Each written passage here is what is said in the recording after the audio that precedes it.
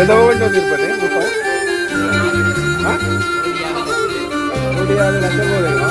అంటే ప్యాకెట్ అడుగుతాడా నీకు?